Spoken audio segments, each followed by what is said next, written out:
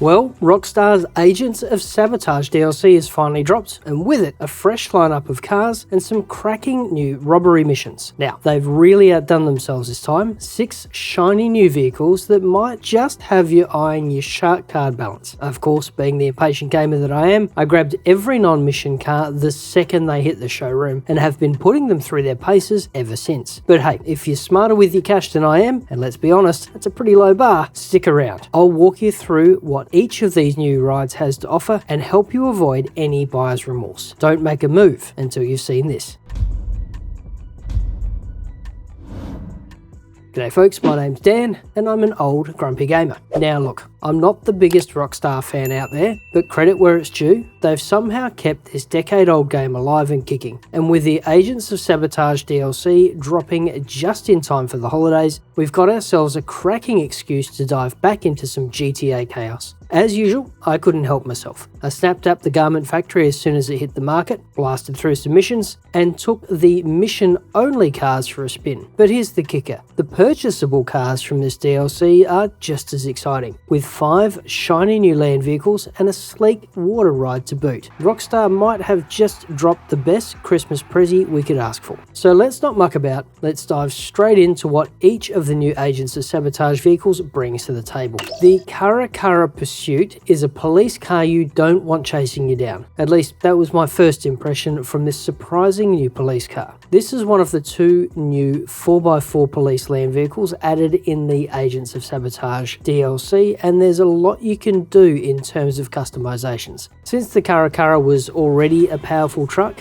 adding the police push bars to its front turns it into nothing short of a weapon on wheels. The Caracara has always been a favourite among the GTA off-roading community. It handles well, climbs like there's no tomorrow, and has a decent top-end speed to match the overall package. What makes the Pursuit unique is not just the new customizations, but the missile lock-on jammer capability, because why not? It costs over 5 million without any of the upgrades, and I sure expect the added safety of the missile lock-on jammer at this price point. After driving it around both on and off-road for a while, I can see this being my go-to truck in case we get hit with the snow blizzard by Rockstar. One thing is sure, the Pursuit looks sick with the police lights equipped, especially the custom emergency lights. Option 4. It's supposed to be the law enforcement version of the F-150, which is enough to have Raptor fans drooling over it. The Terminus was already a tank with the Imani upgrades, like armor plating and the missile lock-on jammer. So it makes sense to have a police variant of this SUV, and Rockstar answered with the Terminus Patrol. This nimble off-roader is meant to handle crime fighting anywhere on the map while staying in one piece. Similar to the Caracara Pursuit, the Terminus Patrol also comes with 5 different push bar options, but for some reason adding a push bar to the Terminus removes the front bumper, which is kind of an unnecessary trade-off. Apart from that, there are tons of different ways you can build this SUV, but the hardtop is my personal favourite roof option. It feels like the hardtop just kind of completes the appearance of this SUV. And I am glad the Imani tech support for the Terminus got carried over to the Patrol, as it gives a police car some serious utility. I was not a fan of the front end protection of the Terminus, but the push bar option with the Patrol solves that problem for me. Although I wouldn't say the law enforcement upgrades are worth the whopping 5 million plus price tag. Apart from the customization options, the Patrol behaves similarly to the regular SUV in terms of handling performance. Can't complain about anything except being unable to equip the push bar and a front bumper at the same time. And need I mention, the Terminus Patrol is the police version of the Jeep Wrangler's facelifted 2024 Rubicon. I never thought we needed a police Jeep until I saw this bad boy in the flesh. The Chavos V6 is one of the 3 non-police cars added with this week's DLC. It's a small 4-door sedan that gives front-wheel drive vibes despite being an actual rear-wheel drive vehicle. Like most Inca cars, the Chavos doesn't look much in stock condition, but once you take it to the auto shop, you quickly realize that Rockstar has compensated for the basic stock design with a ton of liveries and customizations. If you're into car meets, expect to see some clean V6 builds in the coming days. You can make your Chavos look pretty good, but even after installing every single performance upgrade, you can't make it go very fast. But don't turn away from the Chavos V6 just yet, because this car is Amani Tech capable, which adds a whole new dimension to its utility. Combine the snappy handling with the missile lock-on jammer and you can get some serious defensive usage out of it. The other plus about the Chavos is it is a lightweight car, coming in at 1,430 kilos, or roughly 3,100 pounds, making it easier to throw around corners. The fact that this car sounds like a V6 makes it much more fun to drive too. However, I was kinda disappointed by how difficult it is to make the exhaust pop, no matter how hard you rev it. If you don't care about top-end performance and just want to enjoy the customizations and handling, then the Dinka Chavos V6 might be a good option for you. That is, if you're willing to spend $1,420,000 for a mid-range sedan. To me, the Chavos might be a good choice for the gearheads who would want the car because it's based on a Honda Accord, and the Accord is a popular front-wheel drive tuner car that has established a reputation in the tuners scene. It's a good move by Rockstar to make it rear-wheel drive in the game because it significantly improves handling, and I think the price point of the Chavos should have been a little bit lower, but either way, it's a solid addition to the game.